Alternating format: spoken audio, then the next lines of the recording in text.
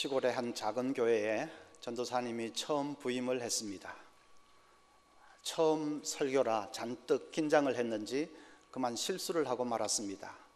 예수님께서 떡 5,000개와 물고기 2,000마리로 5명을 먹이고 12광줄이나 남았습니다. 얼마나 놀라운 일입니까? 그랬습니다. 그러니까 앞자리에 앉아있던 집사님이 피식하면서 그런 건 나도 하겠다 그럽니다. 전도사님이 얼굴이 벌게 가지고 예배를 마쳤는데 다음 주일에 정정 보도를 했습니다. 여러분, 제가 지난 주일에 실수를 했습니다. 예수님이 떡 5개와 물고기 2마리로 5,000명을 먹이셨습니다. 그리고는 그 집사님에게, 집사님, 이래도 집사님도 하실 수 있겠어요? 그 집사님이, 지난 주일에 먹다 남은 거 있잖아요.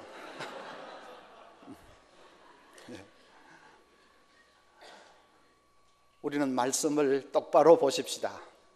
예수님 앞에 5,000명의 사람들이 모여들었습니다. 남자만 5,000명이니까 여자들, 아이들까지 다 치면 아마 줄 잡아도 10,000명은 될 것입니다. 그 많은 사람들이 예수님 앞으로 나와왔습니다.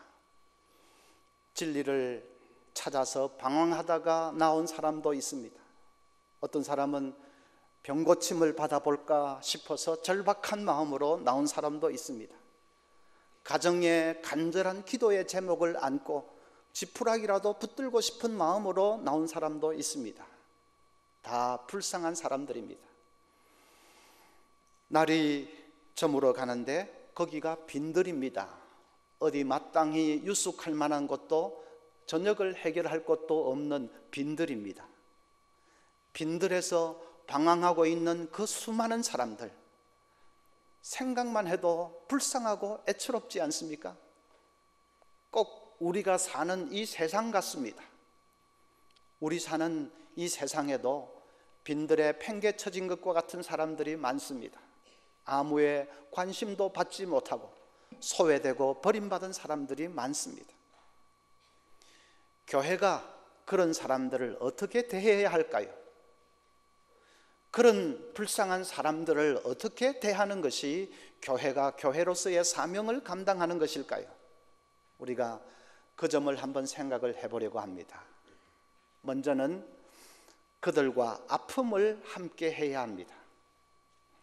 34절 보면 예수께서 나오사 큰 무리를 보시고 그 목자 없는 양 같음으로 인하여 불쌍히 여기사 했습니다. 이 불쌍히 여겼다는 말은 원어를 보면 창자가 끊어지는 아픔을 느꼈다 하는 뜻입니다. 보통의 감정이 아니고 마치 창자가 끊어지는 듯한 안타까움과 아픔을 느끼셨다는 뜻입니다. 왜요? 목자 없는 양 같음을 인하여 했습니다. 양은 짐승 중에서도 진짜로 어리석고 약한 짐승입니다. 자기 혼자서는 어디에 시내가 있는지 어디에 풀이 있는지 찾지를 못합니다. 맹수로부터 자기를 보호할 아무런 무기도 없습니다. 목자가 없으면 양은 그야말로 바람 앞에 등불 같은 존재입니다. 예수님은 그 무리들이 꼭 그와 같은 것을 보신 것입니다.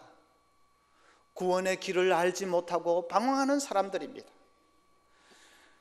왜 사는지, 인생이 어디로 가는지를 알지 못하는 사람들입니다. 험한 세상에서 이리 찢기고 저리 찢기고 온갖 상처와 고통만을 안고 방황하고 있는 사람들입니다. 예수님은 그들의 영혼을 보시면서 창자가 끊어지는 듯한 아픔을 느끼신 것입니다. 사랑은 아픔입니다. 견딜 수 없는 아픔을 느끼는 것입니다. 여러분, 로마서 8장 잘 아시죠? 8장에서 바울 사도는 구원의 기쁨을 노래하고 있습니다. 사망이나 생명이나 현재일이나 장래일이나 그 어떤 것도 하나님의 사랑에서 우리를 끊을 수 있는 것은 없다고 벅찬 구원의 감격을 토로하고 있습니다. 그런데 바로 그 다음에 9장에 넘어가면 1절에서 이렇게 말씀합니다. 내가 그리스도 안에서 참말을 하고 거짓말을 아니하노라. 나에게 큰 근심이 있는 것과 마음에 그치지 않는 고통이 있는 것을 내 양심이 성령 안에서 나와 더불어 증거하노니, 믿지 않는 친척을 생각할 때에 마음에 큰 근심이 있다고 말합니다.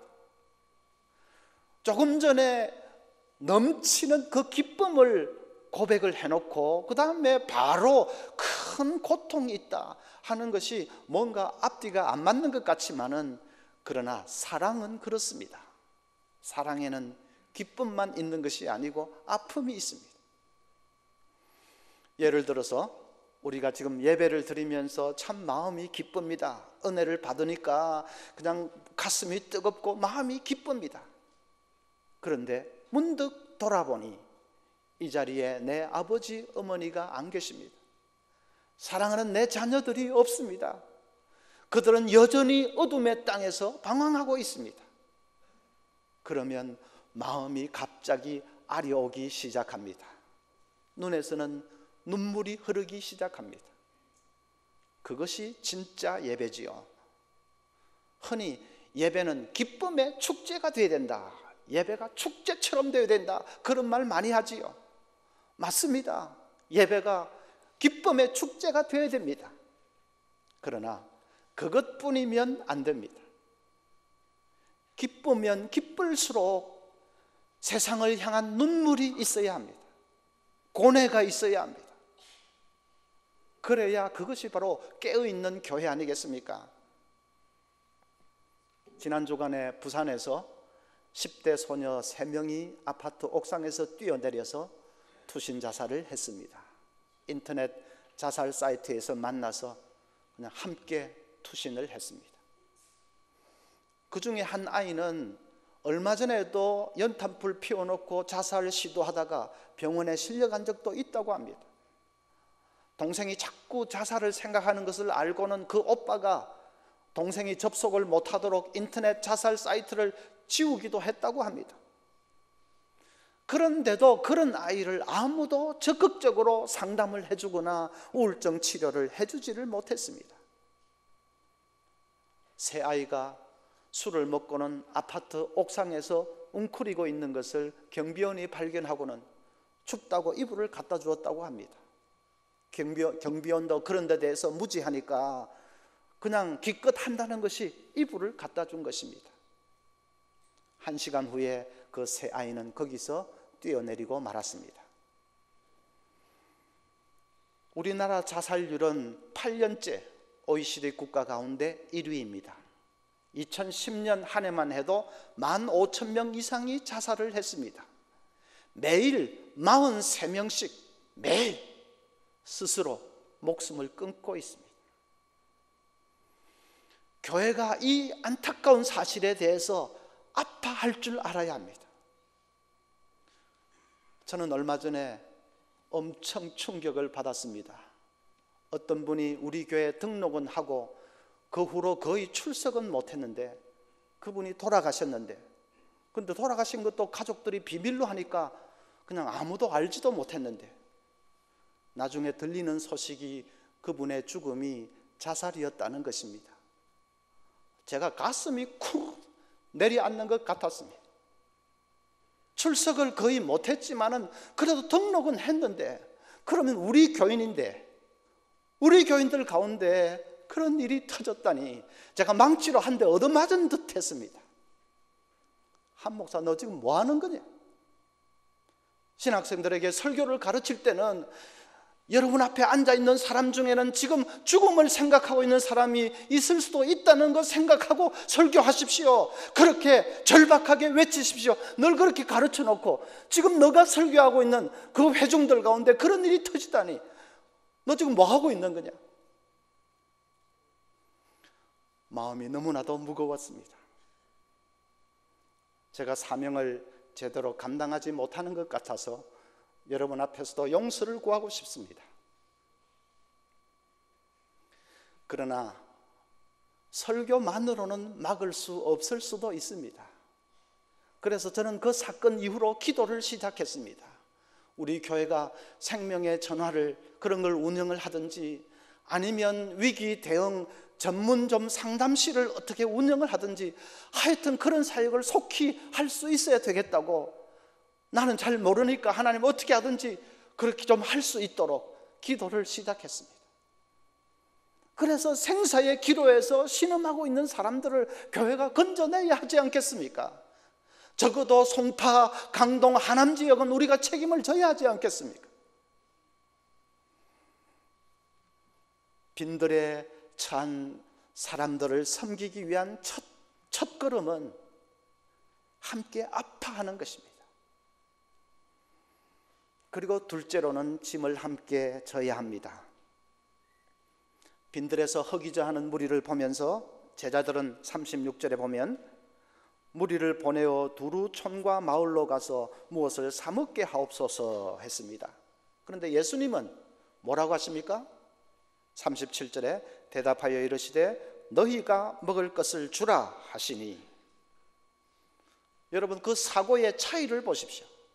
제자들은 저 사람들 보냅시다, 저 사람들 문제에 우리가 개입할 수도 없고 개입할 형편도 안 되고 개입할 필요도 없고 그냥 가서 자기들이 해결하도록 합시다. 그건 세상의 사고지요. 예수님은 다르십니다. 너희가 먹을 것을 주라, 너희가 해결해 주라, 너희가 짐을 함께 져주라는 것입니다. 너희가 하나님의 사랑을 아는 자라면 짐을 함께 져주라는 것입니다. 사랑은 짐을 져주는 것입니다. 말로만 용기를 내세요, 힘내세요, 말로만 하는 것이 아닙니다. 짐을 져주는 것입니다. 해마다 수백 명의 탈북자들이 목숨을 걸고 압록강, 두만강을 건너고 있습니다.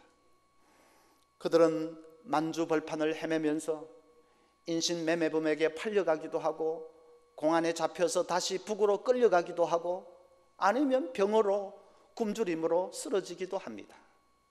곧 겨울이 닥칠 텐데 그 동토의 땅에서 헤매고 있을 사람들에 대해서 교회가 아픔을 가져야 합니다.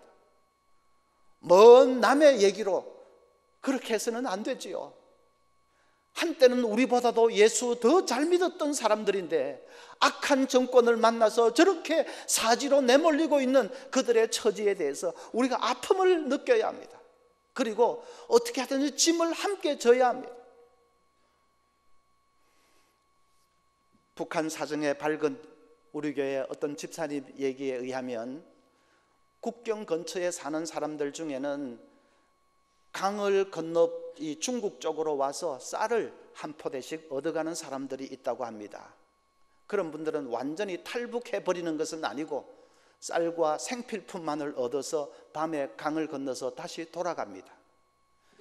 그런 사람들을 대상으로 쌀도 주면서 기도도 해주고 성경도 전해주는 그런 선교 단체들이 여러 개가 있다고 합니다. 우리 교회도 그런 사역을 한번 해보려고 기초 자료를 수집하고 있는 차에 그 집사님이 연변에 다시 다녀왔는데 가보니까 사정이 많이 달라졌다고 합니다. 북한 군인들 중에 총을 가지고 강을 건너서 중국 쪽으로 와서 민가를 약탈하는 사람들이 자주 있어서 그래서 아예 국경에 높이 철조망을 막 그냥 설치를 해버렸다고 합니다. 그래서 주민들에게 쌀을 주는 그 사역을 더 이상 하기가 어렵게 되었다고 합니다. 뭔가 그 베이스를 좀 마련을 해보려고 했는데 안타깝게 됐지만은 그러나 포기해서는 안 되겠지요. 어떤 식으로든지 무슨 다른 루트라도 찾아내어서 그래서 어떻게든지 좀 사역을 해보려고 합니다. 교회가 그들을 모른 채 해서는 안 된다고 생각합니다. 대학생들 등록금 문제도 선거철만 되면 단골 메뉴로 떠오르는 이슈입니다. 등록금은 천정부지로 치솟는데 어려운 학생들은 도무지 공부할 수가 없고 그래서 반값 등록금 하기는 해야 되겠는데 그런데 재원을 어떻게 마련할 것인가? 거기에 이르면 모두가 그냥 입을 닫아버립니다. 여당도 야당도 딱 부러지는 해결책이 없습니다. 교회가 나서야지요. 너희가 먹을 것을 주라 하셨으니까 교회가 나서야지. 1년에 10억씩 내어놓는 교회 100개만 있으면 1000억을 모을 수 있습니다. 그러면 등록금 문제 어느 정도는 좀 숨통이 트이지 않겠습니까?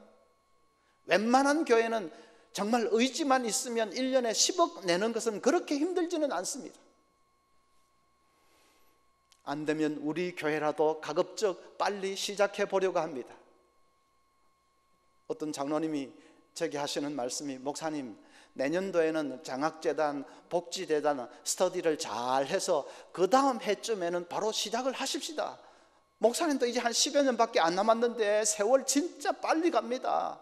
한 2, 3년 안에 설립을 하고 그리고 나머지 몇 년 동안 본 궤도에 올려놓아야 되지 않겠습니까? 장로님 그러시는데 제가 얼마나 감사한지요. 목회 시작하면서 세워놓은 중장기 계획은 있지만 그래도 당회원 중에서 그렇게 재촉을 해주니까 얼마나 힘이 납니까? 정말 세월이 빠르게 지나가는데 해야 될 일은 좀 빨리빨리 한번 모색을 해보려고 합니다. 빈들에 처해 있는 사람들과 짐을 함께 지기 위해서 우리 교회는 앞으로 힘껏 달려갈 것입니다. 우리의 방향이 옳다면 하나님께서 축복해 주실 것을 믿습니다. 세 번째로는 이제 믿음으로 헌신하는 것입니다. 너희가 먹을 것을 주라는 예수님 말씀에 제자들이 떡 5개와 물고기 2마리를 구해왔습니다. 그것은 아이의 한 끼 식사에 불과합니다. 그런데도 예수님 그것을 받아서 하늘을 우러러 축사하시고 떼어주시기 시작하십니다. 떼어도 끝없이 양이 늘어났습니다. 모두 5,000명, 10,000명이 먹고도 12광줄이나 남았습니다. 무슨 뜻이지요? 우리가 빈들에 처한 사람들과 짐을 함께 지면 필요한 자원은 하나님께서 책임져 주신다는 말입니다. 하나님께서 오병이어의 기적으로 함께 해 주신다는 말입니다. 세상을 섬기려고 할 때 늘 대두되는 것이 돈이 어디 있느냐, 그 문제지요. 1년에 10억씩을 장학금으로 내어놓는다? 교회 운영비도 빠듯한데 돈이 어디 있어서 그렇게 할 거냐? 그러면 해외 선교는 안 하고 그것만 할 거냐? 돈이 어디 있느냐? 늘 그 문제지요. 그런데 예수님께서 오늘 말씀하십니다. 그 문제는 걱정하지 말아라. 너희가 오병이어의 기적을 읽지 않느냐? 내가 이 시대에도 오늘날도 오병이어의 기적으로 함께 할 것이다. 주님 말씀하십니다. 오늘 이 사건은 주님께서 우리에게 주시는 약속의 말씀입니다. 정말로 중요한 것은 돈이 아니라 우리에게 섬김의 마인드가 있느냐, 그것이 중요합니다. 그것만 분명하다면, 섬김의 마인드만 분명하다면, 그래서 내 것을 적은 것이지만 그래도 믿음으로 내어놓으면, 그러면 나머지는 하나님이 채워주신다는 것입니다. 섬김의 마인드가 있느냐? 사업을 하는 어떤 집사님이, 목사님 이번 달 장사는 헛장사 했습니다 하고 푸념을 합니다. 목사님이 왜 그런 말 하십니까? 하고 물었더니 그분 말이 직원들 월급 주고 세금 내고 하니까 남는 게 없다는 것입니다. 그래서 헛장사했다. 목사님이 정색을 하면서, 집사님, 직원들 월급 주고 세금 내고 했으면 할 일은 다 했는데 뭐 헛장사했다고 하세요?